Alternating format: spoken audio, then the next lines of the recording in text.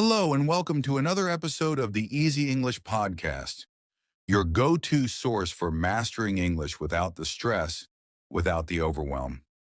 I'm your host in presenter's name, and today we're diving into a topic that I'm sure every English learner can relate to: how to learn English easily.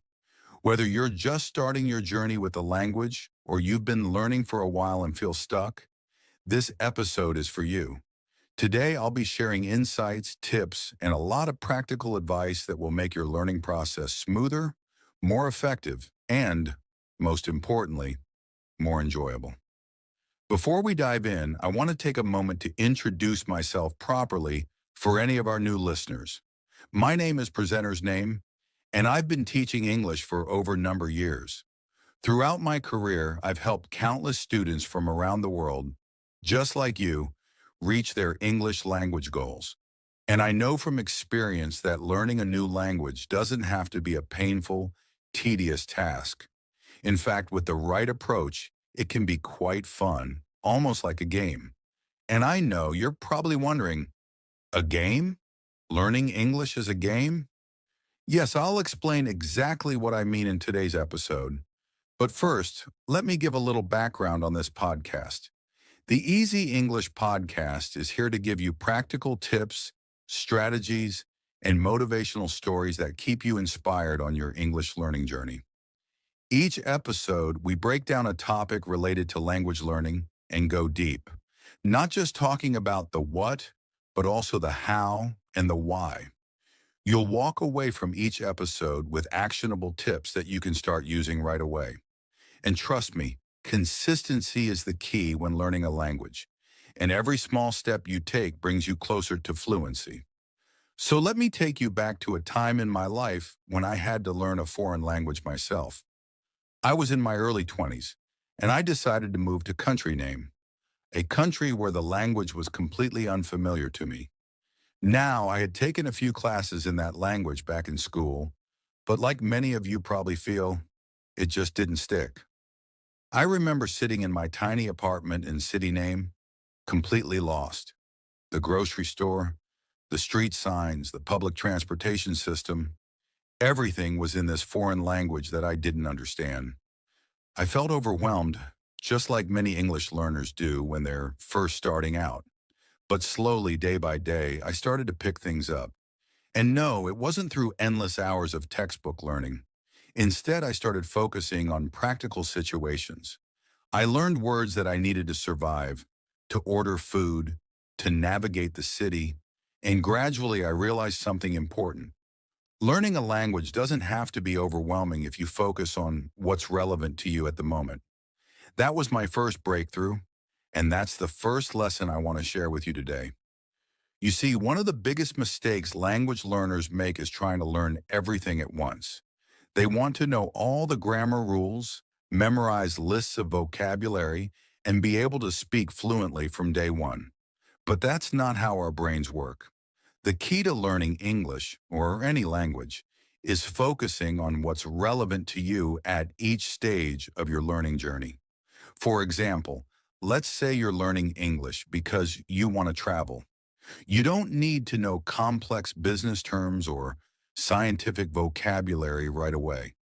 What you need are phrases and words that will help you navigate an airport, check into a hotel, or order a meal at a restaurant. And once you've mastered that, you can start building on it. Here's a concrete example. When I was learning language name, I didn't start by learning all the verb tenses or memorizing hundreds of words. No, I started by learning how to introduce myself. It's one of the most basic yet practical things you can learn in any language. And that's what I encourage you to do in English. Start with the basics, things you'll actually use in everyday situations. Learn how to introduce yourself, how to ask for directions, how to make small talk. These are things you'll encounter almost daily, and once you're comfortable with them, you'll have built a solid foundation that you can expand on. So let's dive a bit deeper into what I mean. Imagine you're meeting someone for the first time in English. You want to make a good first impression, but you're not sure how to introduce yourself properly. Well, here's a simple, effective structure you can follow. First, start with a greeting. Something as simple as, "Hi, my name is your name." This is basic, but it's the foundation of every self-introduction. Next, give a little information about yourself.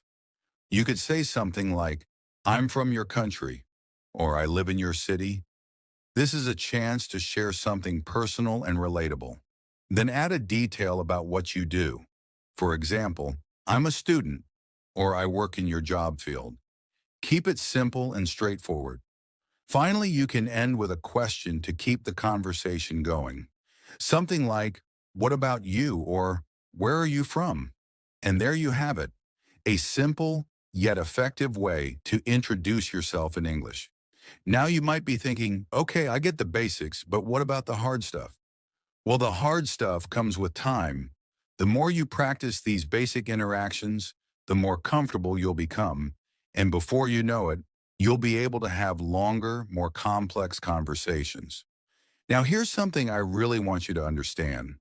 Consistency is everything when it comes to learning English. It's not about how much time you spend in one sitting. It's about showing up every day, even if it's just for 10 or 15 minutes. Research shows that people who practice consistently, even for short periods, learn faster than those who study for hours at a time, but only occasionally. In fact, according to a study published by Research Institution, learners who practice for just 15 minutes a day retain information up to 30% better than those who cram for longer sessions. So let's say you're learning 5 new words a day. That's it, just 5 words. In a month, that's 150 new words. And in a year, that's 1,825 new words in your vocabulary. Imagine how much more confident you'll feel knowing that you've built your English vocabulary step by step, day by day. Here's an example. I once had a student named Student's Name. She was determined to learn English, but she struggled with consistency. She would study for hours one week and then not study at all the next. I encouraged her to adopt a daily routine, even if it was just 10 minutes. Within a few months, her progress skyrocketed. By the end of the year, she had learned over 1,000 new words and was able to hold a conversation in English with ease. Her success wasn't because she studied for hours, but because she showed up every day, no matter how busy her schedule was. So, what's the takeaway from today's episode? First, focus on what's relevant to you. Start with the basics and build your foundation. Second, be consistent. Even if it's just 10 minutes a day, commit to showing up every day. And finally, don't be afraid to make mistakes. Every mistake is a step toward improvement. Remember, learning English, or any language, is a journey, not a destination. It takes time, but with the right approach, it can be an enjoyable and rewarding process. Thank you so much for tuning in to the Easy English Podcast. I hope you found today's episode helpful, and I encourage you to take these tips and put them into practice. If you enjoyed this episode, please consider leaving a review or sharing it with a friend who might find it helpful. And don't forget to subscribe so you never miss an episode. Until next time, keep learning, stay consistent, and remember, you've got this.